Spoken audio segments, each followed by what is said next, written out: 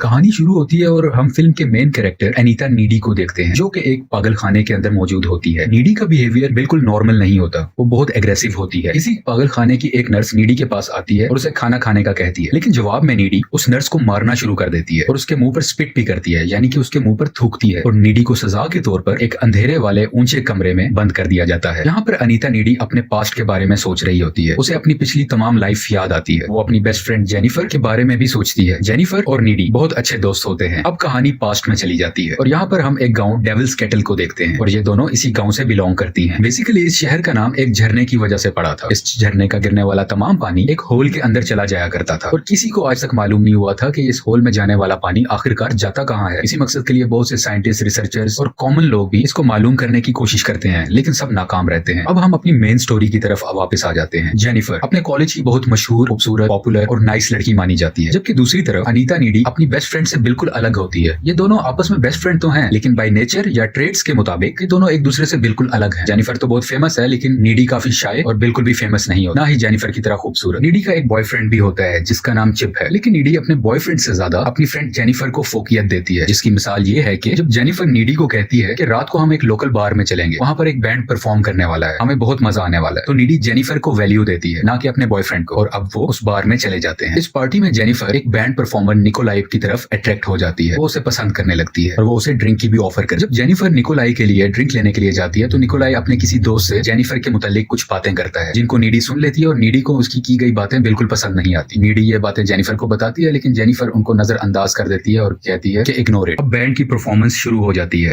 लेकिन उसी वक्त शॉर्ट सर्किट होने की वजह से इस हॉल में आग लग जाती है और आहिस्ता आहिस्ता ये आग बहुत ज्यादा फैलने लगती है और यहाँ पर सब लोग काफी मुश्किल से अपनी जान बचाते हैं। नीडी भी जेनिफर को टॉयलेट की विंडो तोड़कर बाहर की तरफ भाग आती है और पूरे हॉल में, पूरे बार में काफी ज्यादा आग लग चुकी है, लोग चीख रहे होते हैं। अब सब बाहर आ चुके होते हैं। बैंड मेंबर निकोलाई जेनिफर को कहता है कि तुम हमारे साथ चलो, हम बहुत एंजॉय करेंगे, और उसे वो वैन में जाने का कहता है। नीडी जेनिफर को बहुत रोकती है कि तुम मत जाओ, लेकिन जेनिफर का दिल होता है उनके साथ जाने में और जेनिफर निकोलाई और उसके दोस्तों के साथ वैन में बैठकर चली जाती है और नीडी पीछे अकेली रह जाती है और वो जेनिफर को यहाँ से अकेले जाते देख रही होती है और ये दुख उसके चेहरे पर साफ नजर आ रहा है। अब नीडी परेशानी की हालत में वापस अपने घर आ जाती है और यहाँ पर वो अपने बॉयफ्रेंड चिप को कॉल करती है और इस वाकये के बारे में सब कुछ उसे बताती है। वो उसे बताती है कि जेनिफर उन लोगों के साथ चलेगी है, मुझे डर है कि कहीं वो उसको कुछ नुकसान ना पहुंचा दे। ये जेनिफर के रेप होने का डर भी अपने बॉयफ्रेंड को बताती है। अभी फोन पर बात हो ही रही होती है कि इसके घर के बाहर एक बेल होती है। जो बाहर जाकर देखती है, लेकिन वहां ऐसे कोई नजर नहीं आता। अब जब डोर के बाहर कोई नहीं होता तो वो वापस अंदर आने लगती है, लेकिन अंदर आते हुए उसे घर के अंदर से कुछ आवाजें सुनाई देती हैं और वो जैसे ही डरते हुए अंदर आती है तो सामने देखती है कि जेनिफर बैठी हुई है, जो कि बहुत जख्मी हालत में है। उसके चेहरे पर खून लगा हुआ है और यहाँ पर जेनिफर एक अजीब क्रीपी किस्म की स्माइल देती है, जिसे देखकर नीडी परेशान हो जाती है। इसके अलावा जेनिफर इस घर का फ्रिज ओपन करती है और यहाँ से कच्चा चिकन निकालकर उसको भी खाने लग जाती है। जेनिफर यहाँ पर एक डरा देने वाले तरीके से चीखती है, चिल्लाती है और इसके अलावा उल्टियां भी करती है, जो कि काले रंग की होती है। जेनिफर इसको डराने के बाद यहाँ से चली जाती है। अब अगला दिन आ जाता है। नीडी कल रात हुए वाकये के बारे में सब कुछ सोच रही होती है और बहुत परेशान होती है। जेनिफर के लिए भी बहुत परेशान होती है। यहाँ पर जेनिफर आ जाती है, जो कि बिल्कुल नॉर्मल लग रही होती है। कल रात जेनिफर की हालत तो बहुत खराब थी, लेकिन आज सुबह वो पहले से ज्यादा एक्टिव, एनर्जेटिक और बोल्ड लग रही होती है। अब ये दोनों अपनी क्लासरूम में मौजूद होते हैं। यहाँ पर इनके टीचर कल रात बार में मरने वाले लोगों पर अफसोस कर रहे होते हैं, दुख कर रहे होते हैं। तो जेनिफर उसको देख के हंस रही होती है और अपने टीचर का मजाक बनाती है। जेनिफर के अंदर बहुत सी चेंजेस आ चुकी होती हैं, जो कि नीडी इन सब चेंजेस को देखकर बहुत परेशान होती है और बहुत ज्यादा कंफ्यूज होती है। नीडी अपने बॉयफ्रेंड चिप को भी ये सारी बातें बताती है। वो इसे ये भी बताती है कि कल रात जेनिफर उसके घर आई थी और उसका बिहेवियर बहुत अजीब था, जैसे कि जेनिफर के अंदर कोई चीज आ चुकी थी और वो जेनिफर बिल्कुल नहीं लग रही थी और वो बहुत वियर्ड बिहेव कर रही है। और अब कहानी में कुछ ट्विस्ट आने वाले हैं। जेनिफर अपने कॉलेज की फुटबॉल टीम के कैप्टन से मिलती है, जो कि बहुत दुखी था क्योंकि कल रात हुए एक्सीडेंट में इसके कुछ दोस्त मर चुके होते हैं। जेनिफर उसको बहलाती है और स्कूल के करीब वाले जंगल में ले जाती है। यहाँ पर वो उसे सिड्यूस भी करती है और उसी वक्त इनके चारों तरफ कुछ जानवर, परिंदे इकट्ठे हो जाते हैं जो इनको देखने लगते हैं। यह बहुत अजीब मंजर है और उसी वक्त जेनिफर का चेहरा बदल जाता है। उसके दांत बड़े से हो जाते हैं, जैसे कोई ईवल उसके अंदर आ गया हो, और वो अपने साथ मौजूद फुटबॉल कैप्टन को मार देती है। मरते हुए ये फुटबॉल कैप्टन चीखा होता है, जिस चीख की आवाज कॉलेज के प्रोफेसर ने सुन ली होती है और इस चीख को सुनते हुए कॉलेज के प्रोफेसर उतर आते हैं, जहाँ पर वो प्रोफेसर इसकी कटी और फटी हुई लाश को देखते हैं। नीडी और जेनिफर फोन पर बात कर रहे होते हैं। नीडी बहुत दुखी है क्योंकि बहुत कम वक्त में इनके शहर में बहुत सी अमवात हुई हैं, बहुत से लोग मरे हैं, लेकिन जेनिफर उसे कहती है कि तुम चिल करो और मूव ऑन करो। इसके अलावा हम यहाँ पर यह भी देखते हैं कि जेनिफर लाइटर से अपनी जुबान पर आग लगा रही होती है, लेकिन उसकी जुबान को जरा भी नुकसान नहीं पहुंचता और जेनिफर नीडी को कहती है कि आई एम गॉड, मैं खुदा। और आहिस्ता आहिस्ता अब 1 महीने का वक्त गुजर चुका है। अब जेनिफर बहुत थकी हुई लगती है, बीमार लगती है, टायर्ड लगती है। अब ये बिल्कुल पहले जैसी एक्टिव और एनर्जेटिक एनर्जेटिक नहीं रही। अब हम देखते हैं कि एक स्टूडेंट जेनिफर को सिनेमा जाने की ऑफर करता है कि हम वहाँ पर बहुत एंजॉय करेंगे, लेकिन जेनिफर उसे इनकार कर देती है और कहती है कि हम रात को मिल सकते हैं। और वो उसे एक ऐसे घर में बुलाती है जिसका कंस्ट्रक्शन का काम हो रहा होता है। अभी वो घर मुकम्मल तौर पर नहीं बना होता। अब रात का वक्त आ जाता है और जब जेनिफर उस लड़के से बात कर रही होती है तो उसकी आंखों का रंग बदलने लगता है। वो लड़का इसकी आंखें देख के डर जाता है कि उसी वक्त जेनिफर उस लड़के को भी मार देती है और इसके जिस्म से उसकी बोटियां निकाल कर खाने लगती है, यानी कि इसके जिस्म को कच्चा खाने लगती है। दूसरी तरफ नीडी अपने दोस्त के साथ होती है, अपने लवर के साथ होती है। उसको जेनिफर के मुताल्लिक रोने ख्वाब आते हैं, उसे ख्यालात आते हैं कि जैसे जेनिफर किसी मुश्किल में है और वो उसी वक्त अपने घर से भाग के बाहर निकल आती है। वो अभी रोड पे होती है कि सामने से जेनिफर आ जाती है जो खून में लथपथ होती है। इसके अलावा जेनिफर नीडी की कार की विंडशील्ड यानी कि उसके शीशे पर भी जंप करती है। नीडी बहुत डर जाती है, घबरा जाती है। नीडी वहां से भागकर अपने घर आ जाती है। जैसे ही नीडी अपने बेड पर सोने जा रही होती है तो वहां पे वो जेनिफर को देखती है जो बिल्कुल नॉर्मल हालत में होती है। नीडी बहुत कंफ्यूज हो जाती है। नीडी कुछ नहीं समझ पा रही होती कि ये क्या हो रहा है और वो जेनिफर को कहती है कि तुम यहाँ से चली जाओ, लेकिन जेनिफर कहती है कि तुम परेशान मत हो, हम दोनों बेस्ट फ्रेंड्स हैं और मैं तुम्हें सब कुछ सच बताऊंगी कि उस रात को क्या हुआ। ये उसी रात की बात कर रही होती है जिस दिन उस बार में आग लगी होती है, क्योंकि नीडी ने जेनिफर को एक भयानक रूप में भी देखा होता है और एक नॉर्मल रूप में। तो नीडी कहती है कि मैं सच जानूं और जेनिफर सब बातें बताने लगती है। जेनिफर बताती है कि उस रात जब मैं उस बैंड के लड़कों के साथ वैन में बैठकर गई तो वो मुझे झरने के पास ले गए थे। निकोलाई जो बैंड का मेंबर था और उसके तमाम दोस्त बेसिकली शैतान को पूजा करते थे और वो ये सब इसलिए कर रहे थे ताकि वो अपने म्यूजिकल कैरियर में सक्सेस पा सके। उन्होंने मुझसे पूछा था कि क्या तुम वर्जिन हो, तो मैंने उन्हें कहा था कि हाँ। तो बेसिकली उन्होंने मुझे मारकर शैतान को सेक्रीफाइस करना था ताकि उनको कामयाबी मिल सके। ये बैंड काला जादू बेसिकली कर रहा था। निकोलाई जो बैंड मेंबर था उसने जेनिफर को चाकू मारकर उसी झरने में फेंक दिया होता है। यहाँ पर एक और बात भी पता चलती है कि जेनिफर असल में वर्जिन नहीं होती, जिस वजह से वो जिंदा बच जाती है, लेकिन जिंदा बचने के बाद वो नॉर्मल नहीं रहती, उस पर ईवल पोजेस कर लेता है, शैतान उस पर हावी हो जाता है। मैं एक चीज क्लियर करता चलूं, वो बैंड मेंबर्स इस सेक्रीफाइस के बाद वो भी फेमस हो गए और जेनिफर भी जिंदा बच गई, लेकिन उस पर शैतान हावी हो गया। और वो ये भी बताती है कि जब वो जागी तो उसे बहुत भूख लग रही थी और भूख की हालत में मैं तुम्हारे घर भी आई थी, क्योंकि तुम मेरी बेस्ट फ्रेंड हो तो मैं तुम्हें कभी भी नुकसान नहीं पहुंचा सकती, इसलिए मैं उस रात तुम्हारे घर आई और फ्रिज खोल के कच्चा चिकन खाने लग गई। जेनिफर अपनी दोस्त को ये भी बताती है कि जब वो किसी इंसान को खा लेती है और उसका पेट फुल होता है तो उसके अंदर एक्स्ट्रा पावर्स आ जाती हैं और वो इस बात को अपना हाथ काटकर शो भी करती है। वो अपने हाथ को काटती है तो उसका हाथ फौरन से खुद ही हील हो जाता है। जेनिफर के पास अब शैतानी ताकतें हैं। ये सब सुनकर, देखकर और जानकर नीडी बहुत डर जाती है और वो जेनिफर को कहती है कि यहाँ से तुम चली जाओ, मुझे इस वक्त और कोई बात नहीं कर। और जेनिफर इसके घर की खिड़की से कूदकर बाहर चली जाती है, लेकिन ये खिड़की सेकंड फ्लोर पर होती है जो कि जमीन से तकरीबन 12-13 फुट के फासले पर होती है। इतनी बड़ी जंप देखकर नीडी और घबरा जाती है। नीडी इस मामले की मजीद इंफॉर्मेशन के लिए अपने टाउन की लाइब्रेरी में जाती है और वहां पर वो पैरानॉर्मल बुक्स की रीडिंग करती है ताकि वो सच को जान सके और कोई हल निकाल सके। बुक रीडिंग से नीडी को पता चलता है कि उस बैंड से गलती हुई थी, क्योंकि वो जेनिफर को वर्जिन समझ रहे थे, उसके बदले में वो लोग तो फेमस हो गए लेकिन जेनिफर पर शैतान हावी हो गया। और अब जेनिफर को ठीक करने का एक ही तरीका है कि उसके दिल में चाकू मार दिया जाए, क्योंकि इसके अलावा और कोई हल नहीं है इस बुक के मुताबिक। इसके अलावा नीडी ये सब बातें अपने लवर चिप को भी बताती है, लेकिन चिप इसकी बातों पर ज्यादा ध्यान नहीं देता और ना ही यकीन करता है। वो नीडी को कहता है कि तुम किसी साइकेट्रिस्ट को दिखाओ। इसके अलावा नीडी को यह भी पता चलता है कि जेनिफर के लिए लोगों को मार के खाना बहुत जरूरी है, क्योंकि अगर वो उन्हें नहीं खाएगी तो वो पहले जैसी खूबसूरत नहीं रहेगी। तो खुद को खूबसूरत और जवान रखने के लिए जेनिफर को लोगों को मार के खाना जरूरी है। अब से कुछ दिन बाद इनके कॉलेज में एक डांस फंक्शन भी होता है जहाँ पे बहुत से लोग इकट्ठे होने वाले होते हैं। नीडी इसलिए भी परेशान होती है कि जेनिफर उस फंक्शन में किसी न किसी को मार ना दे, बल्कि वो और ज्यादा इसलिए भी परेशान होती है कि नीडी का बॉयफ्रेंड चिप की जान को भी खतरा हो सकता है और वो अपने बॉयफ्रेंड को भी कहती है कि तुम उस फंक्शन में मत आना, लेकिन इसका बॉयफ्रेंड हंस के बात को टाल देता है और कहता है कि कुछ नहीं होगा, तुम रिलैक्स रहो। अब डांस डे का दिन आ जाता है। इस फंक्शन में सब लोग डांस कर रहे होते हैं। नीडी यहाँ पर अपने बॉयफ्रेंड का इंतजार कर रही होती है, लेकिन अब तक चिप नहीं आया होता और दूसरी तरफ जेनिफर भी वहाँ पे अवेलेबल नहीं होती। उसके जहन में बहुत से बुरे ख्यालात आते हैं। वो डर जाती है कि इधर फंक्शन में ना तो चिप है ना ही जेनिफर, और इस परेशानी की हालत में वो उस फंक्शन से भागकर घर की तरफ आती है। नीडी को चिप के घर से पता चलता है कि वो अभी ही कुछ देर पहले वॉक करता हुआ कॉलेज फंक्शन अटेंड करने के लिए गया है और नीडी भी परेशानी की हालत में उसी तरफ भागना शुरू कर देती है। दूसरी तरफ चिप को रास्ते में जाते हुए दिखाया जा रहा होता है जहाँ पर जेनिफर इससे मिलती है और जेनिफर चिप को गुमराह करती है कि नीडी का किसी और के साथ अफेयर था और यही वजह है कि वो तुम्हें ज्यादा इंपॉर्टेंस नहीं देती, और इनके दरमियान और भी बहुत सी बातें होती रहती हैं। बातों बातों के दरमियान ये इसे एक खंडर की तरफ ले जाती है। जेनिफर का हमेशा से तरीका रहा होता है कि पहले वो किसी को सीड्यूस करती है और फिर उसे मार देती है। जेनिफर चिप के करीब जा ही रही होती है कि चिप उसे रोक देता है, क्योंकि वो नीडी से प्यार करता है और वो नहीं चाहता कि कोई और लड़की उसके करीब आए। इस चीज को देखते हुए जेनिफर को बहुत गुस्सा आ जाता है और वो गुस्से में चिप पर अटैक कर देती है, उस पर हमला कर देती है। जेनिफर का ये रूप बिल्कुल शैतानी है। दूसरी तरफ हम देखते हैं कि नीडी इन दोनों की तलाश में भी वहां पहुंच जाती है। नीडी देखती है कि जेनिफर उसके लवर के गले पर काट रही होती है, उसको मारने की कोशिश कर रही होती है और ये बिल्कुल खून से भरी होती है, लेकिन नीडी भी उधर कूद जाती है और अपने लवर को बचाने की कोशिश करती है।